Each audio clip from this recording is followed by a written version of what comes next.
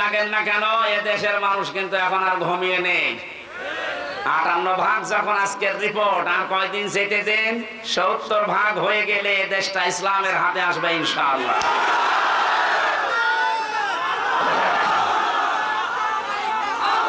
আলহামদুলিল্লাহ, কথা বলতে দিন। আমরা যেহেতু কোরআনের আয়াত 100 ভাগ বিশ্বাস করি না, 98 ভাগ আল্লাহ জানিয়েছেন অরাআইতান নাসা ইয়াদখুলুনা। ইয়াদখুলুনা এটা মুজারি, বর্তমান ভবিষ্যৎ, প্রেজেন্ট ফিউচার। নবী যখন দেখবেন যে আল্লাহর সাহায্য এসে গেছে, তখন আপনি বিজয় দেখতে পাবেন। আর বিজয় দেখলেই যে কয়টা কাজ বিজয়ের পরে হয়, তার প্রথম কাজে দলে দলে পালে পালে মানুষ ইসলামে প্রবেশ করবে, করবে। এটা অব্যাহত থাক, বলেন আমিন। যিনি আমাদেরকে আজকে তাফসীর মাহফিলে নিয়ে আসলেন, এই মুক্ত জীবনে কথা বলতে পারছি মুখ ভরে, মানে জবান খুলে দিয়ে, তাকে ধন্যবাদ জানিয়ে বলছি আলহামদুলিল্লাহ। দরুদ আর সালাম পড়ছি মুহাম্মদ রাসূলুল্লাহ সাল্লাল্লাহু আলাইহি ওয়াসাল্লামের উপরে। আমার আজকের তেলাওয়াতকৃত আয়াত সূরা ফাতিহা। কোন সূরা? বলেন। ফাতাহ শব্দের শাব্দিক অর্থ বিজয়। যেহেতু একটা বিজয় পেয়েছি আমরা, পরাধীন থাকলে মানুষ যে কি অসহায় থাকে আমি রিমান্ডে বুঝেছিলাম। মাটির নিচে যখন আমাকে নিয়ে যেত, মাঝে মাঝে চোখ কালো কাপড় দিয়ে বেঁধে, আমার মাথায় দড়ি লাগিয়ে, হাতে হ্যান্ডকাপ দিয়ে টাঙিয়ে রেখেছিল 11 ঘন্টা। এমন একটা অসহায়ত্ব জায়গায় ছিলাম, দুনিয়ার কোনো মানুষের আওয়াজ নেই সেখানে। মাটির নিচে একেবারে কিং কর্তব্য বিমূঢ় হয়ে, কোনো আওয়াজ যায় না। কোন নামাজ হচ্ছে, কোন আজান হচ্ছে, কিছুই জানি না। জোহর, আসর, মাগরিব, ইশা পড়েছি আমি ইশারায়। আমি জানি না যে আজান হয়েছে কিনা, নামাজ হয়েছে কিনা, কারণ কোথায় আছে আমি নিজেও জানি না। পরবর্তীতে দেখলাম মাটির নিচ থেকে ওই সিঁড়ি দিয়ে উপরে তুলছে। এই যে স্বাধীন দেশের নাম শুনতাম যে আমরা স্বাধীন, অথচ আমরা ছিলাম পরাধীন। কি ছিলাম? এই কঠিন অবস্থা থেকে আল্লাহ আমাদেরকে তুলে আনলেন যেখানে, আপনি লক্ষ্য করে, আজকে মাওলানা মামুনুল হক আছে রংপুরে, কালকে মনে হয় দিনাজপুরে আসবে। কয়েকদিন আগে আমার কুষ্টিয়ার বাংলাদেশ জামাত ইসলামী কুষ্টিয়া জেলা শাখার উদ্যোগে 550 আলেমকে এক জায়গায় করেছিল। আপনি ভাবেন বাস্তবতা নিয়ে আজ 550 আলেম 3.5 ঘন্টা 4 ঘন্টা আমরা আলোচনা করেছি। কোনো বাধা নেই, কোনো ভয় নেই, কোনো আশঙ্কাও নেই। অথচ আগস্টের 5 তারিখের আগে 550 না, 5.5 জন আলেম এক জায়গায় হলে 10টা মামলা হয়ে যেত। কোথায় থেকে কোথায় আল্লাহ নিয়ে এসে দিয়েছেন, শুকরিয়া আদায়ের জন্য বলেন আলহামদুলিল্লাহ। দরুদ আর সালাম পড়ছি কেন? কারণ বিশ্বনবীকে আল্লাহ পৃথিবীর রহমত করে পাঠিয়েছিলেন। তিনি শুধু সৌদি আরবের নবী ছিলেন না। ওলিয়া যোহান্নাস ইন্নী রাসূলুল্লাহি ইলাইকুম জামিআ। হে নবী, আপনি দুনিয়ার মানুষকে জানান আমি শুধুমাত্র এই এলাকার জন্য নবী হয়ে আসি না, এই তাম পৃথিবীর যত জায়গা আছে সবার জন্য আমি রাসূল। বলেন সুবহানাল্লাহ। তাম পৃথিবীর যে জায়গা আছে তার ভেতরে বাংলাদেশ নেই। বলেন। যদি বলেন 1450 বছর আগে বাংলাদেশ ছিল, ছিল। এই জায়গাটায় যে ওই সময় আল্লাহর নবী মুহাম্মদুর রাসূলুল্লাহ সাহাবী ইসলাম নিয়ে আমাদের দেশে আগমন করেছিলেন, তার প্রমাণে রংপুর বিভাগের লালমনিরহাট জেলার পাটগ্রাম থানায় একটা মসজিদ পাওয়া গেছে যার বয়স 1475 বছর। হিসাব করে দেখতেছে মৃত্তিকা গবেষণাগার যারা আছে মাটি পরীক্ষা করে, ওখানে যে সাল লেখা ছিল মসজিদের উপরে, ওই মাটি গাজীপুরের মৃত্তিকা গবেষণাগারে পরীক্ষা করে দেখা গেছে এর যা বয়স, ওই সময় বিশ্বনবী দুনিয়ায় 3 বছর জীবিত ছিলেন। তার মানে প্রমাণ হয়ে গেছে নবীজি জীবিত থাকতে বাংলাদেশ নামক এই ভূখণ্ডে আল্লাহ ইসলাম পাঠিয়ে দিয়েছে। এই জন্য আমরা নিয়ামত হিসাবে রাসূলুল্লাহকে যারা পেয়ে কদর করে নাই, সম্মান দেয় নাই, আল্লাহ পাক কিন্তু সে নিয়ামতকে তাদের মাঝে রাখে নাই। উনি জন্ম নিয়েছিলেন মক্কায়, কিন্তু কিয়ামত পর্যন্ত থাকবেন উনি মদিনায়।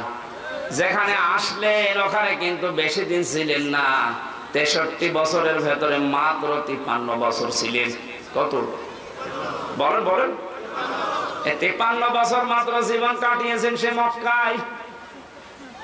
আর ওই 53 বছরের পর থেকে বাকি 10 বছর এবং এই 1450 বছর একাধারে তিনি যেখানে আছেন তার নাম মদিনা। তার নাম কি? ওই মানুষগুলো এত বেশি শ্রদ্ধা সম্মান জানিয়েছে, সাহায্য করেছে রাসূলুল্লাহকে। আল্লাহ এত বেশি খুশি হয়েছিলেন তাদের উপরে, কিয়ামত পর্যন্ত তাদের বুকের মাঝে আল্লাহ রাসূলকে রেখে দিয়েছে। এখানে লাইমস্টোন হাউস গ্রুপের ব্যবস্থাপনা পরিচালক আছে। হাজার হাজার মানুষকে দেশ থেকে উনি আল্লাহর ঘরের মেহমান করে নিয়ে যায় খেদমতের জন্য। আমি জিজ্ঞাসা করছি, জাহাঙ্গীর ভাইকে জিজ্ঞাসা করছি, মানুষ শুধু যদি হজ করতে যায়, সে ফরজ হজ নফল হজ যাই হোক, মক্কা বাদে হজের জায়গা আর আছে নেই? আপনি যদি শুধু মক্কাতেই হজের কাজগুলো করতে পারেন আপনার হজ হয়ে যাবে, মদিনায় না গেলেও হজের ক্ষতি হবে না। লক্ষ লক্ষ মানুষেরা প্রায় 600 কিলোমিটার মক্কা থেকে মদিনা, 450 মাইল, এত বড় পথ পাড়ি দিয়ে এই পৃথিবীর তামাম পৃথিবীর কোটি কোটি মানুষ যারাই হজ করতে যাবে কিয়ামত পর্যন্ত, তারা মক্কাতে হজ শেষ করে ফেললে ও মদিনায় তারা 2 দিন 5 দিন 7 দিন 10 দিন রাসূলুল্লাহর মহব্বতে 40 ওয়াক্ত নামাজ পড়ে তারপরে আসে। অথচ হজের কাজ সেখানে নেই, কারণ রাসূলকে সালাম দেওয়ার জন্য। এখান থেকে আমরা শিক্ষা যেটা নিতে পারি, যে নিয়ামতের শুকরিয়া আদায় মক্কার লোকেরা করে নাই, আল্লাহ তাদের মাঝে রাসূলুল্লাহকে পাঠিয়েছেন কিন্তু রাখেন নাই। যারা শুকরিয়া আদায় করেছিল, নিয়ামতের গুরুত্ব দিয়েছিল, কিয়ামত পর্যন্ত আল্লাহ তাদের কাছে রাসূলকে রেখে দিয়েছে।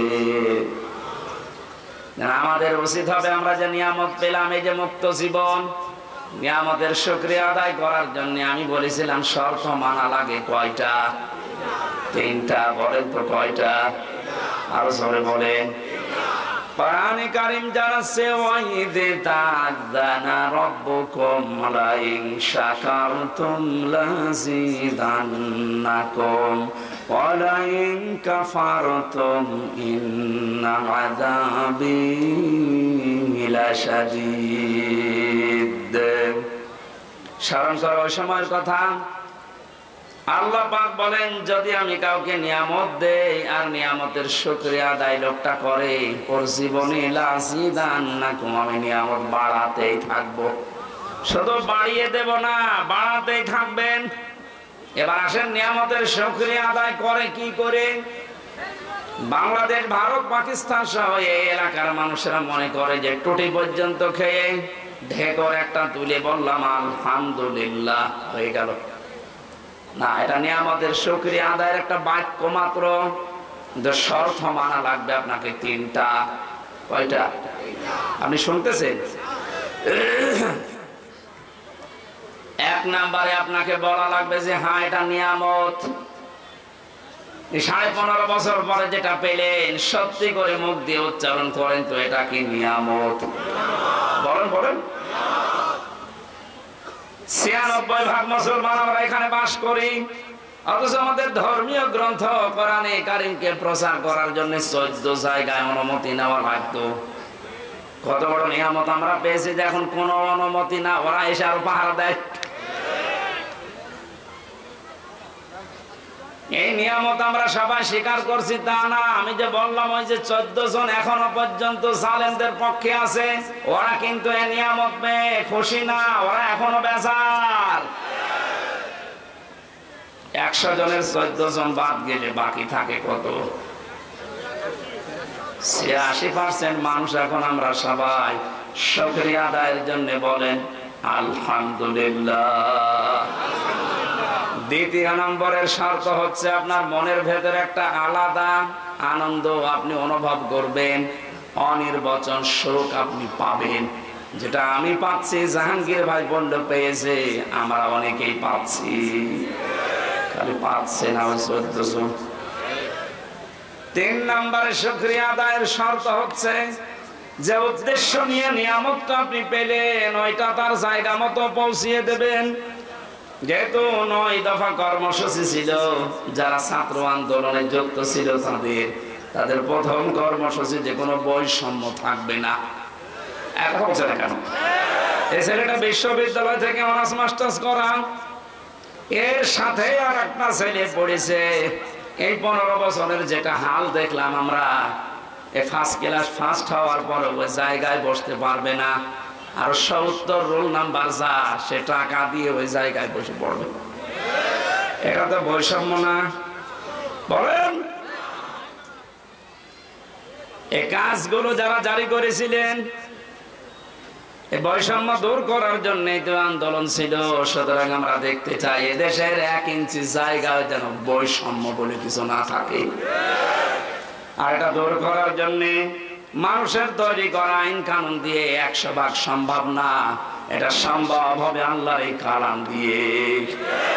সুতরাং নিয়ামতের যদি সত্যি পরিপূর্ণ শুকরিয়া আদায় করতে চাই, আল্লাহ পাকের এই নিয়ামত এই কালাম দিয়ে 56,000 বর্গ মাইল চলা লাগবে। এটা আমরা দেখতে চাই না। এটা তো রাজনীতি না, এটা নিয়ামতের শুকরিয়া আদায়ের মাধ্যম বললাম, কারণ এটা ছাড়া আপনি পারবেন না।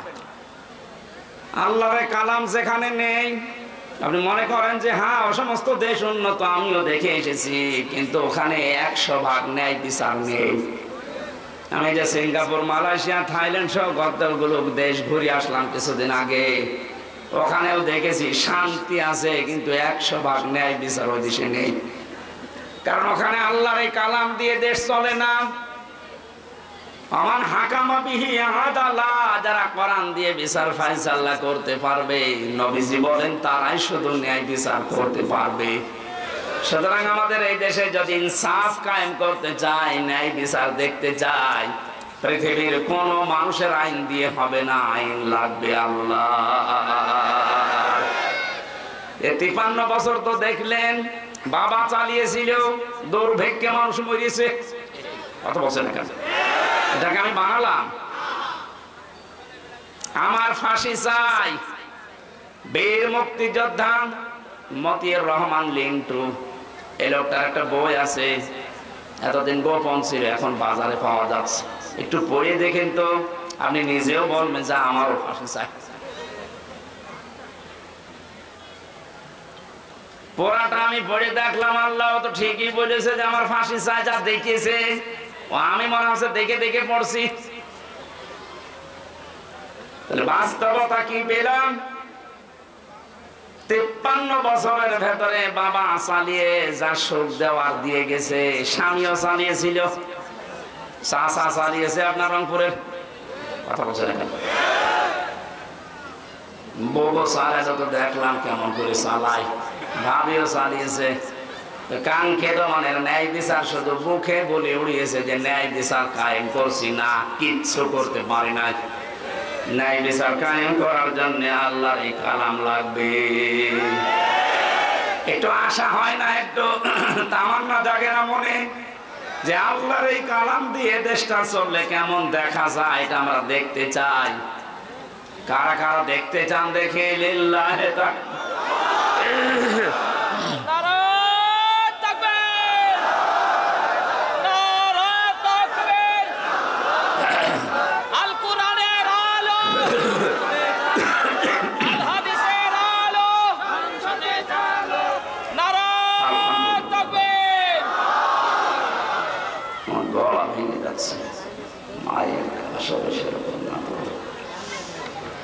সূরা ফাতিহায় বিজয়, এই সূরা থেকে মাত্র 2টা আয়াত পড়েছি, আমরা তাফসীরে প্রবেশ করছি। আল্লাহ পাক বলেন, লাকাদ সাদাকাল্লাহু রাসূলাহুর রুয়া বিল হাক্কি লাতাদখুলুন্নাল মাসজিদাল হারামা ইনশাআল্লাহু আমিনিন। এরা ওঠে কারা? এরা খুব জরুরি নাকি? খুব জরুরি হলে যান, তাছাড়া একটু একটু কথা শোনার চেষ্টা করেন। আমি গুরুত্বপূর্ণ কিছু পয়েন্ট এখান থেকে বের করবেন। আল্লাহ পাক বলেন অবশ্যই আমি আমার রাসূলকে যে স্বপ্ন দেখিয়েছি এই স্বপ্নটা অতি শীঘ্রই বাস্তবে রূপ দেব। আমি আল্লাহর ইচ্ছায় আমার রাসূল মসজিদে হারাম, যেটা পবিত্র ঘর, শান্তির জায়গা, এখানে নিরাপত্তার সাথে প্রবেশ করবে। এ ঘোষণাকার প্রশ্ন আসতে পারে, এটা তো ১৫০০ বছর আগের কথা, এই আয়াত এখন আমাদের শোনানোর দরকার কি? এবার আসেন, ১৫০০ বছর আগে এই রাসূলকে আল্লাহ যে স্বপ্ন দেখিয়েছেন, এই রাসূলুল্লাহ জানিয়েছে আল উলামা ওয়ারাসাতুল আম্বিয়া, আলেমরা নবীর উত্তরাধিকারী, নায়েবে রাসূল, নবীর ওয়ারিস। এ কথা শুনেছেন কোনদিন? সুতরাং রাসূলুল্লাহ তো কিয়ামত পর্যন্ত থাকবে না, তার নায়েব থাকবে, তার উত্তরাধিকারী থাকবে। কথা বলেন না, তার রূহানি সন্তানরা থাকবে, এই যে আলেম যারা আছে তারা। সুতরাং রাসূলুল্লাহ যে স্বপ্ন দেখেছিলেন আল্লাহ তা বাস্তবে রূপ দিয়েছে। কিয়ামত পর্যন্ত তো রাসূল থাকছেন না, তার নায়েব থাকবে। এই নায়েবরাও কিয়ামত পর্যন্ত, নায়েবে রাসূল যারা স্বপ্ন দেখবে তাদের স্বপ্ন আল্লাহ কিয়ামত পর্যন্ত বাস্তবায়ন করবে। আমি একজন নায়েবের কথা একটু উল্লেখ করছি, শহীদ আল্লামা দেলাওয়ার হোসাইন সাইদি রহমতুল্লাহ আলাইহি। উনি যে নায়েবে রাসূল, আপনার কি ধারণা আছে যে না উনি নায়েবে রাসূল না? শুধু এই দেশে না, সারা বিশ্বের ভেতরে যদি ১০ জন আলেমের তাফসীর মানুষ ডাবিং করে শোনে, তার ভেতর উনি একজন। আমি পৃথিবীর বহু দেশে গেছি, যেখানে যাই সেখানে ডাবিং করে করে আল্লামা দেলাওয়ার হোসেন সাইদি, ডাক্তার জাকির নায়েক, এই মানুষগুলোর লেকচার মানুষ শোনে। ওনাদের গুলো তো কাটা কাটা, সাইদি সাহেবেরটা যেহেতু কাটা কাটা না, সুর দিয়ে বলা হয়। দুনিয়ার মানুষেরা অনেকেই সুরের পাগল, এই জন্য ইনার তাফসীরটা বিভিন্ন ভাষায় ডাবিং হয়ে মানুষগুলো শুনতেছে, বোঝে না অনেকে, তারপর কান্দে। ওনার কণ্ঠের ভেতরে একটা এমন একটা মায়াবী জিনিস দিয়েছিলেন।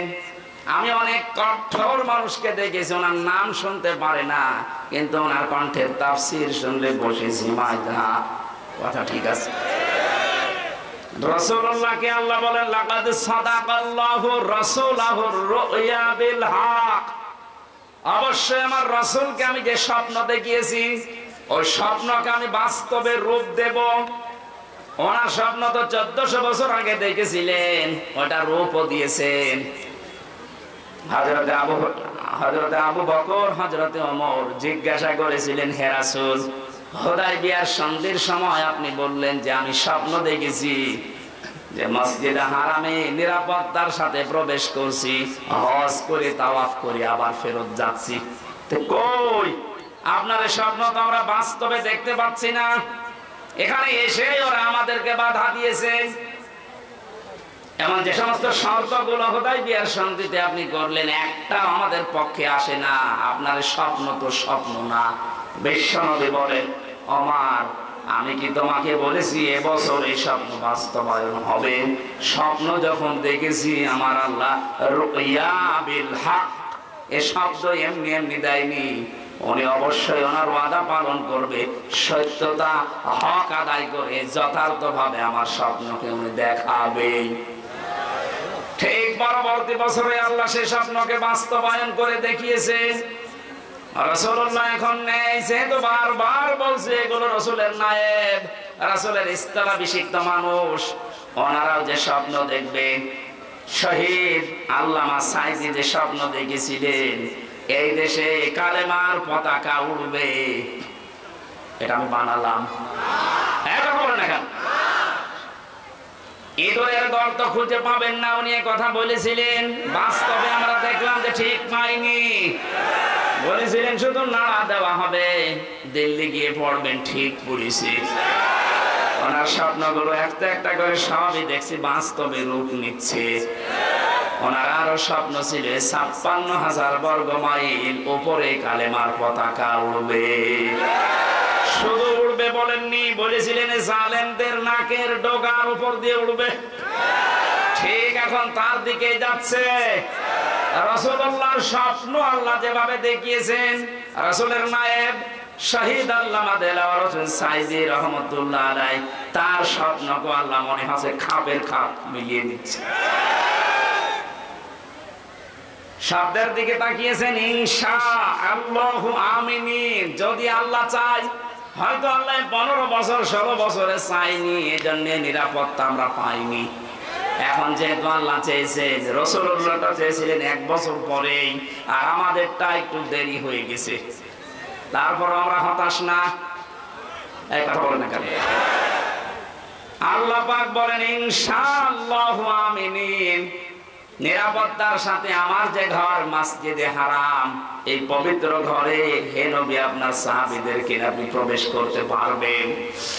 আমরা দেখেছি ইতিহাস থেকে এই সূরার 18 নম্বর আয়াত আপনারা শুনছেন।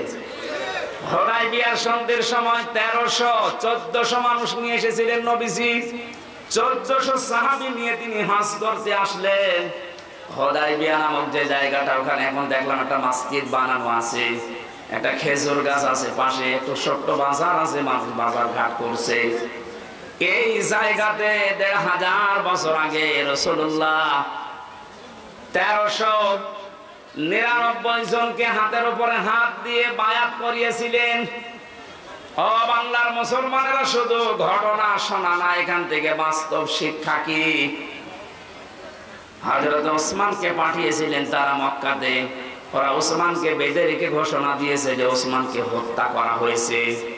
ওই সময় রমজান মাস ছিল। নবীজি সাহাবীদেরকে বললেন, তোমরা সবাই আমার হাতের উপরে হাত দাও, ইহরামের যে কাপড় পরা আছে হজ করার জন্য ওইটা খুলে ফেলো। এখানে যেহেতু হজের ব্যবস্থাপনা পরিচালক আছেন লাইমস্টোন, আমি বারবার বলছি এই কারণে বাংলাদেশে বহু মানুষ হজের কাজ করছেন। আমি নিজেও গেছি ফরিদপুরের একজনের মাধ্যমে, ঝিনাইদহের একজনের মাধ্যমে। আপনাদের এই এলাকা ভিত্তিক আমি যতটুকু খবর নিয়েছি, শুনলাম, আর ওরা অনেক দিন থেকে ওই দেশের সাথে পরিচিত। এমন এমন মানুষের সাথে হজে উমরাতে যাওয়া দরকার, যেখানে গেলে আল্লাহর নিদর্শন গুলো দেখা যায়। আজকে আমি আসার পরে যে কথাগুলো শুনেছি, আশা করছি অনেক কিছু ওনারা আল্লাহর নিদর্শন দেখাতে পারবে। এই জায়গাটা যেটুকু হাপলা আছে, যারা এই কাজগুলো করে ব্যবসার খাতিরে, তারা কিছু টাকা পয়সা বাঁচাতে অনেক মানুষকে আল্লাহর সৃষ্টি নিদর্শন দেখায় না। বহু জায়গা আছে দেখার মতো। আল্লাহ বলেন, কুল সিরু ফিল আরদ ফানজুরু, জমিন ভ্রমণ করো আর নজর করে দেখো। ওনাদের যারা দায়িত্বে আছেন, জাহাঙ্গীর ভাই সহ, মহসিন ভাই সহ আর যারা আছে, আপনারা যদি যেতে চান ওই মানুষগুলোর সাথে যোগাযোগ করবেন আর বলে দেবেন, এই যে কোরআনে হাদিসে যে বর্ণিত জায়গাগুলো আমাদের দেখান, আমাদের ঈমান যেন যা আছে আরো বেড়ে যায়। আমি তো শুধু হজে চাইনি, 45টা দিন যত কিছু কোরআন হাদিসে পড়েছি সব মিলাতে গেছি।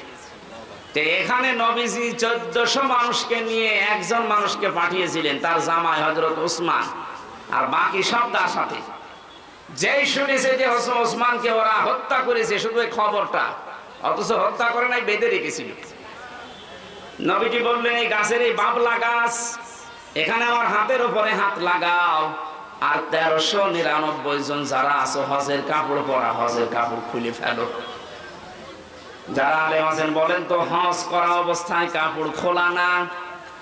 কোন মানুষ যদি শরীরের পশম খুলে পড়ে যায়, তার ক্ষতি হবে হজের। হজের যে সমস্ত কাজগুলো আছে, একটাও যদি আপনার ওয়াজিব যেগুলো উলট পালট হয়ে যায়, বিনা কারণে আপনি চুল টেনে ছিঁড়তে পারবেন না। কথা বুঝতেছে? যেখানে চুল টেনে ছিঁড়িয়ে বা এমনি চুল পড়িয়ে যদি টান দিয়ে তাহলে দম দেওয়া লাগে, হজের ক্ষতি হয়ে যায়। সেখানে আপনার ইহরামের কাপড় নবীজি বললেন খুলে ফেলো, সাধারণ কাপড় পরো। নবী কি জানতেন না যে আমার ফরজ হজ নষ্ট হয়ে যাবে? জানতেন না? জানার পরও কেন করলেন? এবার আসেন দ্বিতীয় নম্বরে। ওই সময় ছিল রোজার মাস, আর রমজানে রোজা ফরজ। নবীজি বললেন, সবাই ভেঙে ফেলো রোজা, এখন রোজা রাখা লাগবে না, পরবর্তীতে দরকার হয় রোজা করে দিবা। ইসলাম আমরা কোন জায়গা থেকে, কে কোথা থেকে নিচ্ছি জানি না। ইসলাম নেওয়া লাগবে রাসূলুল্লাহর কাছ থেকে।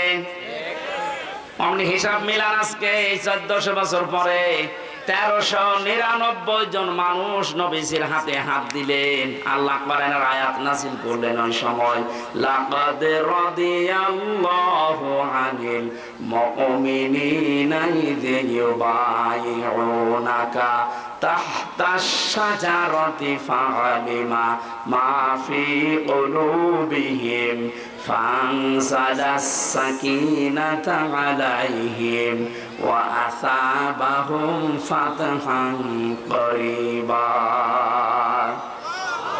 শব্দ দিয়েছেন, দেখেছেন লাকাদ, অবশ্যই আমি আল্লাহ রাজি হয়ে গেছি। অথচ কাজ এখনো শুরু হয়নি। আল্লাহ বলেন আমি রাজি হয়ে গেছি। রাদিয়া এটা মাছের সিগা, এটা অতীতের শব্দ। আল্লাহ গ্যারান্টি দিয়ে বলছেন আমি রাজি হয়ে গেছি। আনিল মুমিনিনা, ওই মুমিনদের তাহতা শাজারা, এটা বাবলা গাছের নিচে আপনার হাতের উপরে যারা হাত দিয়েছে, এই বায়াত যারা গ্রহণ করছে, ইয ইউবাইউনাকা, আপনার কাছে যারা শপথ নিচ্ছে, বাক্য বায়াত গ্রহণ করছে, এদের প্রত্যেকের উপরে আমি আল্লাহ রাজি হব না হয়ে গেছি। বলেন বলেন, চিন্তা করলেন না কোনদিন একটা শোনার পরে যে কেন আল্লাহ রাজি হয়ে গেল? অথচ 2টা ফরজ তারা তরক করছে, হজ ভেঙে ফেলছে, রোজা ভেঙে ফেলছে। কেন? কি এত ঘটনা ঘটে গেছে? মাত্র একটা মানুষকে ওরা আটক করে রেখেছে, ঘোষণা দিয়েছে মিথ্যা যে মেরে ফেলেছি, তাছাড়া কিছু না। এখন তো শুরু হয়নি কিছু। এতটুকুর পরে যদি নবী এতগুলো কাজ করতে পারেন, আল্লাহ নবী এতগুলো মানুষের হাত দেওয়ার পরে নিজের হাতটা উপরে বললেন এটা ওসমান নেই। আজকে যারাই বায়াত নিচ্ছে সবার উপরে যেহেতু আল্লাহ রাজি, আমি এই হাতটা দিলাম, এটা ওসমানের হাত। বিশ্বনবী জানালেন সাহাবীরা, আজকে আমাদের শপথ হচ্ছে একটা, ওসমান হত্যার বদলা না নিয়ে আমরা কেউ মদিনায় ফেরত যাব না। এই সংবাদ যখন ছড়িয়েছে যে 1399 জন নবীর হাতে হাত দিয়ে বায়াত গ্রহণ করছে যে ওসমান হত্যার বদলা না নিয়ে ওরা ফেরত যাবে না মদিনায়, ওরা এই সংবাদকে ভয়ের চোটে ওসমানকে ছেড়ে দিয়েছে। সুবহানাল্লাহ, আলহামদুলিল্লাহ, আল্লাহু আকবার বলার জন্য আমি বলি না। এখানে শিক্ষা কি? একটা মানুষের জীবনের মূল্য কত বেশি। নবীজি শুধু একটা মানুষকে হারিয়েছিলেন, তা ওরা মেরে ফেলেছে, মিথ্যা সংবাদ ছড়িয়েছে। এ কারণে যদি তিনি বলতে পারেন আমরা প্রতিশোধ না নিয়ে আজকে মদিনায় যাব না, হজ এখন থাক, ইহরামের কাপড় খুলে ফেলো, রোজা ভেঙে ফেলো, আগে আমরা প্রতিশোধ নেব, শরীরে শক্তি অর্জন করো। 1100-র উপরে মানুষ মারা গেল 5 তারিখের আগে। আমাদেরও এখন শপথবদ্ধ হওয়া দরকার। আপনি কি বুঝে হ্যাঁ করছেন নাকি আন্দাজে হ্যাঁ করছেন? ইসলাম এটার নাম। আজ আমরা যদি ঐক্যবদ্ধ হয়ে এভাবে সব এক জায়গায় হতে পারি না, একজনের জন্য নবীজি যদি সব বাদ দিয়ে প্রতিশোধ নেওয়ার জন্য শপথ নিতে পারে, 1100 মানুষের জন্য যে লোকটা দায়ী, ও চট করে ঢুকে পড়বে, আমরা আঙ্গুল চষবো। আপনি আসেন, আপনাকে দেখছি, আসেন। এখানে একটা টাচ দিয়ে রাখি, কয়েকদিন আগে শিল্পকলা একাডেমির একজন দায়িত্ব পেয়েছে। এই লোকটার নাম সৈয়দ বেলাল আহমেদ, না হেলাল, বেলাল না হেলাল আহমেদ জানেন। এই লোকটা দায়িত্ব পাওয়ার পরে চেয়ারে বসেই ঘোষণা দিয়েছে আল্লাহর বিরুদ্ধে 2024 সালে মেয়েদের পর্দা করা দরকার নেই। পর্দা করা এটা তো হামজার নির্দেশ। বলেন বলেন, এ সরাসরি কথা বলেছে হামজার বিরুদ্ধে না আল্লাহর বিরুদ্ধে? এটা যেহেতু তাফসীর মাহফিলে এই মানুষগুলো না, এটা রেকর্ড হচ্ছে, কালকে সারা দেশে ছড়াবে। আমি এখন 18 কোটি মানুষের দায়িত্ব নিয়ে কথা বলছি। ইমিডিয়েটলি এই নাস্তিককে চেয়ার থেকে নামাতে হবে। এই কথা বলেন না কেন? নয়তো এরকম সাহস পাবে, কিছুদিন পরে কালামানিকের মতো আরেকজন আসবে। আমরা চাই এই নাস্তিক সৈয়দ হেলাল উদ্দিন নাকি হেলাল আহমেদ শিল্পকলার দায়িত্বে যে পেয়েছে, আল্লাহর বিরুদ্ধে কথা বলিস। 96% মুসলমানের দেশে আল্লাহর বিরুদ্ধে কথা বলা মানুষ আমরা দেখতে চাইছি। আরে ওকে পাল্টাতে হবে, ওকে পাল্টাতে হবে। এর জন্য যদি আবার শপথ নেওয়া লাগে, আমরা শপথ নিতে রাজি আছি। স্বপ্ন যখন দেখেছে রাসূলুল্লাহ নায়েবরা, এই স্বপ্ন বাস্তবায়ন হবে। উনি যখন বলেছিলেন জালেমদের নাকের ডগার উপরে কালেমার পতাকা উড়বে, ইনশাআল্লাহ এই স্বপ্ন বাস্তবায়ন হবে। এই জন্য তো আয়াতের মাঝে আল্লাহ ইনশাআল্লাহ দিয়েছেন, ইনশাআল্লাহ আমিন। নিরাপত্তার সাথে আপনি চলতে পারবেন। মুহাল্লিকিনা রুসাকুম ওয়া মুকাসসিরিনা লা তাখাফুন। যখন মসজিদে হারামে প্রবেশ করে কেউ চুল কসর করে, কেউ টাক করে ফেলবে, কোনো ভয় থাকবে না তোমার মনের ভেতরে। ফাআলিমা মা লাম তা'লামু, এটা তো তুমি জানতে না, আমি আল্লাহ তোমাকে জানিয়েছি। আমি আল্লাহ নিজে জানি, কিন্তু তোমরা নিজেরা এটা জানতে না। ফাজআলা মিন দুনি যালিকা ফাতহান করিবা। আল্লাহ বলেন আমি আরেকটা সংবাদ তোমাদেরকে দিয়ে দিলাম, একটা বিজয়ের সংবাদ দিলাম, তোমরা অতি শীঘ্রই দেখতে পাবে। 1400 বছর আগে রাসূলকে যেমন আল্লাহ দেখিয়েছিলেন, আমাদেরকে দেখাতে পারবে না, ওই শক্তি আল্লাহর নেই। বলেন বলেন। আমরা এরকম 1399 জনের মতো যদি ঐক্যবদ্ধ হয়ে শপথ নিতে পারি, আজকে কোন জালেমের ছাড় নেই। আল্লাহ শুধু এতটুকু দেখে কাফেরদের মনের ভেতরে ভীতি সঞ্চার করে দেবে, ওরা ভয়তে উসমানকে ছেড়ে দেবে। আজ বিশ্বের দিকে তাকান, আন্তর্জাতিক মহলরা কিন্তু অনেকে এখন নজর দিচ্ছে এই দেশের দিকে। বিষয়টা গোপনীয়, এই জন্য আমি বলছি না। আপনি মনে করছেন দেশে ইসলাম কায়েম হয়ে গেলে আপনি টিকে থাকতে পারবেন না। আমার পাশে যে প্রতিবেশী আছে, প্রতিবেশী কোনোদিন চায় যে আমরা এদেশে দিন কায়েম করে ফেলি? ওরা আমাদের এই দেশকে যখন ভাগ হয় তখন নাকি সাহায্য করেছিল পাকিস্তানের কাছ থেকে আলাদা করার জন্য। এই জন্য ওনারা আমাদের বন্ধু। আজ ওনারা 7 সিস্টারের মাধ্যমে 7 ভাগ হচ্ছে, আমরাও সাহায্য করব। আপনি যদি 1 ভাগ করে বড় বন্ধু হয়ে যান, আমরা 7 ভাগ করে দিচ্ছি, আমরা তো আরো বড় বন্ধু। অলরেডি শুরু হয়ে গেছে, যা শুরু হয়েছে মণিপুরে, দেখেন কি হয় কয়দিন পরে। ধুতি নিয়ে টানাটানি বেঁধে যাবে দাদার। ফাতাহান করিবা, আসন্ন বিজয় আমরা দেখতে পাচ্ছি, বিজয় খুব নিকটে। আল্লাহ যেন চর্ম চোখে এটা দেখার তৌফিক দেয় যে দেশটা কোরআন দিয়ে চলছে এবং নিরাপদে আছে। শুধু চললেই হবে না, নিরাপত্তা লাগবে। 228টা রাষ্ট্র এখন দুনিয়ায়, মাত্র 57টা মুসলিম রাষ্ট্র, এর ভেতরে অধিকাংশগুলোই মুনাফিক। কথা বলে না কেন? তাও আশপাশের প্রতিবেশীগুলো যদি ইমানদার পেতাম, তাও আশার সঞ্চার হতো। প্রতিবেশীগুলো সব হারামি আর বেঈমান। তারপর মনুষ্যত্ব যেহেতু আছে, চীনের রাষ্ট্রদূত যা বলেছে সেই দিন, এমনকি মায়ানমারের রাষ্ট্রদূত যে পজিটিভ কথাগুলো বলছেন, আশা করছি বাকি যারা আছে সবার মন আল্লাহ ঘুরিয়ে দেবে। এই দেশে আবার নায়েবে রাসূলের স্বপ্ন পূর্ণ হবে, কালেমার পতাকা পথপথ করে উড়বে ইনশাআল্লাহ। মেয়েদের যে জুজুর ভয়গুলো দেখানো হচ্ছে যে ইসলাম দেশে কায়েম হয়ে গেলে আপনাদের ঘরের ভেতরে থাকা লাগবে, এটা মিথ্যা কথা। জামাতে ইসলামের কেন্দ্রীয় আমির উনি ঘোষণা দিয়েছে, জুজুর ভয় বাদ দেন, ইসলাম যদি দেশে কায়েম হয় সবচেয়ে বড় নিরাপত্তার সাথে থাকবে মেয়েরা। তখন আর ধর্ষণের সেঞ্চুরি হবে না। কথা বলেন। আল্লাহ আমাদেরকে এই দৃশ্য দেখার সুযোগ যেন করে দেন, বলেন আমিন। আপনাদের যে মাইকের অবস্থা, আমার গলা এখনই শেষ হয়ে যাচ্ছে।